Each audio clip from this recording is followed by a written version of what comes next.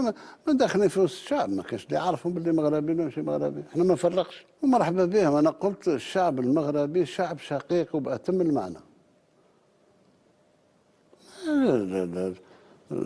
علاش نطرد المغاربه؟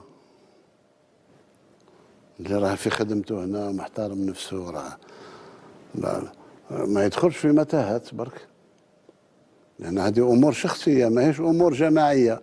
ماهوش لأنه مغربي راه يمس في لا، اللي يدخل في عصابة بغا يكون جزائري ولا مغربي ولا جنسية أخرى بالسيف نحميو البلاد.